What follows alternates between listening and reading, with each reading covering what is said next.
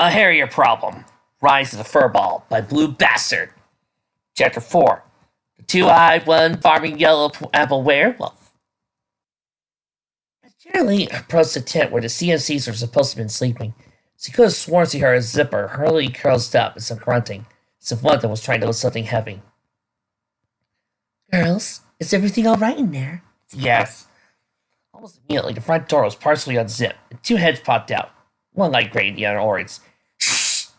Miss Charlie, Applebloom's asleep, scolded Scootaloo with a half whisper. Yeah, she calmed down 5 moving out of the tent. She's really tired, and I need to wake her up. As we... Is she now? asked the teacher suspiciously. Incy closer. Mind if I take a look inside? Sure, I guess, replied Scoot, noticeably not very confident in her tone. After some force, though, Sweetie and Scootaloo got their heads out the small zipper hole and allowed their teacher to look inside. As Shirley did so, she saw a giant lump inside a heart-decorated sleeping bag. The occupant easily identifiable by the giant bow marking where its head was. Apparently, the CMCs were telling the truth. Wasn't Shirley surprised after those earlier noises. Need something wrong? asked Lee. No. The sweets are you three are okay. It's, said we heard something screaming from over there, since you three were the only ones in the area. The two awake crusaders looked at each other nervously, sweat starting to appear out of trepidation. There's no possible way they could explain Applebloom's pain screaming. When Shirley got one look at the Philly News forum, it was all over. Though what would happen was beyond what the two Phillies knew. It would take a miracle to get out of this one. Murder!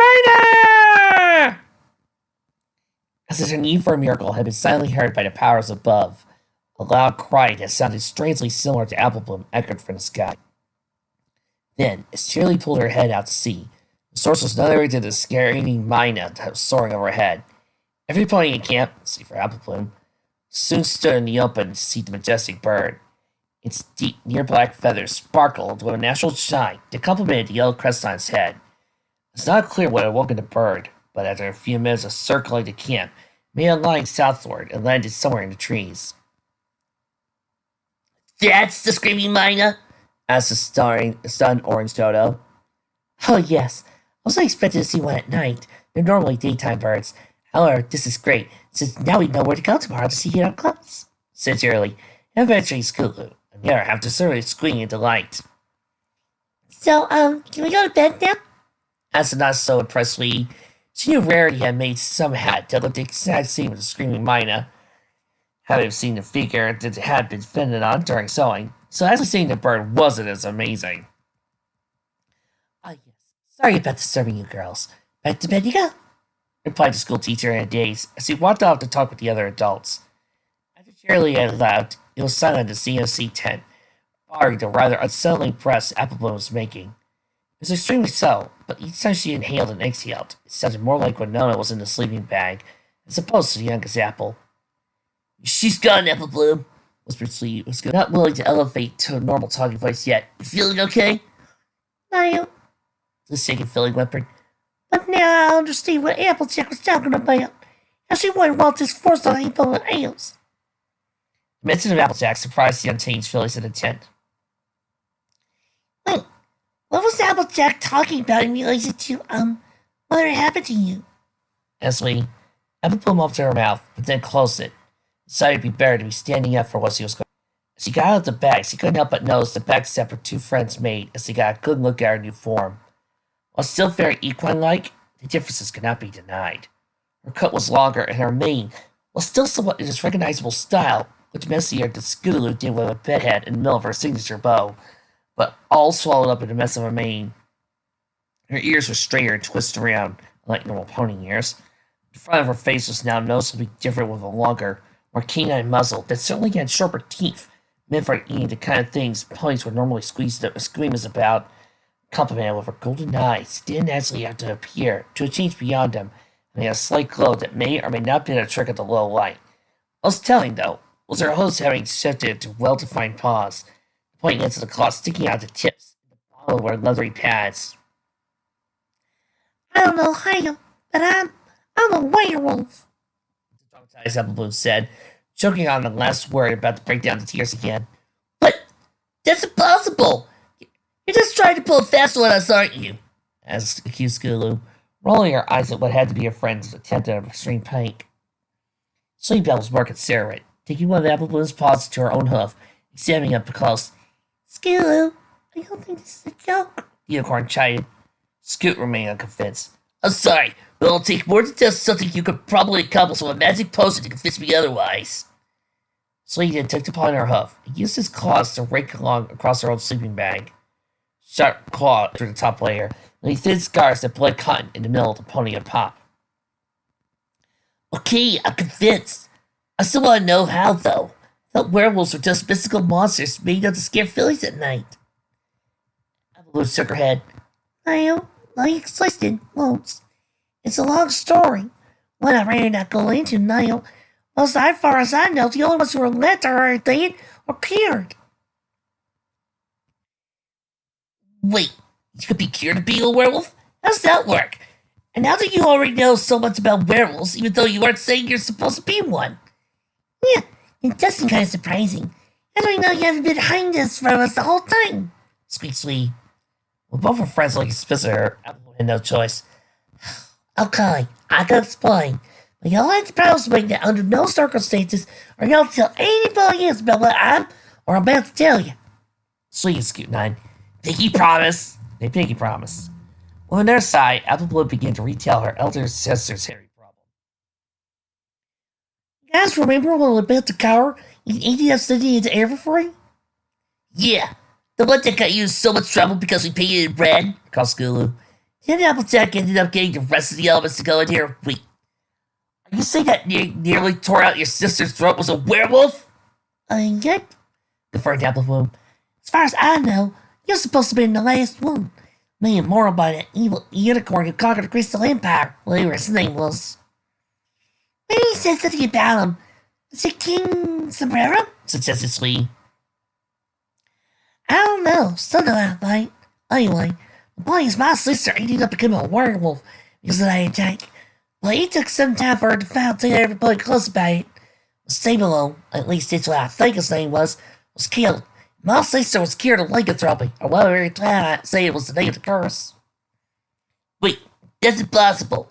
Iron Will killed that guy. He even stuck his body paraded around Midthorpe Capital at his wedding, Skulu pointed out.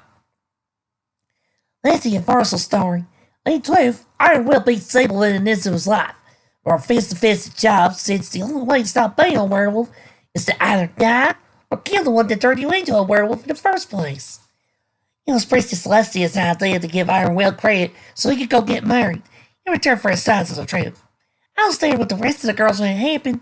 They said I know Sable Malone's dead. His body isn't even in Iron Will's possession, since I overheard the princess saying the real body would be moved to stores at Crystal Castle. Hold on a sec, spoke a confused Scoot. It's a single old guy in Applejack were tickling the last werewolves alive. Your sister was cured the curse by killing him. And how did you want to become one? That's what I want to know. I've never been beaten by anything, especially no werewolf. No, that couldn't have happened. I refuse that could have happened. What happened? Inquired Sweet. I don't want to talk about that. I just thought it couldn't have happened. Blue's tone was clear. It was an extremely personal matter. Most of the other Crusaders suspected it dropped the matter. Several minutes passed in complete silence before Skulu spoke up. So, what are you going to do now? I guess I'm going to just have to learn to live with this until it happens, or if I can reverse it. Sweet frowned. Does you think you could at least tell somebody? Like Twilight, who has access to pretty much any library in Equestria and can find a cure. Or even just Apple. No! Barked Applebloom. Her eyes growing brighter. Okay, you lying? And Twilight's a princess now. She has more important matters to handle than just a farm friendly like mine. Applejack, you know what this curse did to her? Did to all my family? I can't let them go through all again. The Squirt was more disconnected to the apples and werewolves he wasn't saying. Though, Sweet and Scoot wanted to pry for more information. He had no sense not to dig into the personal secrets of an emotionally distraught werewolf. Well, as long as you don't go and buy us, we're here for you like always. Declared Skulu, raising a hoof. Sweet did the same. We're a keen market serious after all. You don't let each other down. Sorry for turning us into a monster. Applebloom looked at her friend, smiling. You girls are the best bone friends a girl could ask for. She raised her hoof slash paw up. Garrett with her friends made a three-way hoof bump. Does he notice the damage she interacted constantly sleeping bag? Oh, sorry about that. Sleep it off. No thinking. I'll just have Rarity pants it up. Having the best destination in town for a big sister does have its perks. The rest of the night in CMC's town was spent with whispered voices. It's good to lose sleep, but borrowed Applebloom and questions about a new form. Well, it wasn't comfortable. It did sort of ease the troubles of plaguing the newly transformed werewolf's mind. Since, unlike Applejack, she could be open about this to certain ponies. Meanwhile, unknown to the rest of the entire camp, a translucent figure watched from the shadows. Focus had been one tent in particular. For a short period of time, he had been exposed through the back window flap. She'd seen a new werewolf become born. Although the conversation in the tent had been true, she had not been born of a physical bite. However, the message of some pony named Applejack having been a werewolf, turned by Sable himself, only to cure herself through killing him, soured the figure's mood. Such a crime would not go unpunished, especially not when the great Sablelome had reportedly been stuffed and paraded about like some common gayhead. Its legacy demanded more respect than that. At the very least, the painful conversation had yielded something worthwhile. The body of Sablelome remained, having been sent back to the place where its rebirth occurred. Sir, the crystal empire was several hundred miles away. Without a physical body, there was no concern. I'm coming, Sable. Please wait for me, whispered to the deluded form before turning and rushing off. No pony could see her. She was far too fast for any pony to catch more than a glimpse of. Even if they did see, all they would see is a ghost. Impossibility.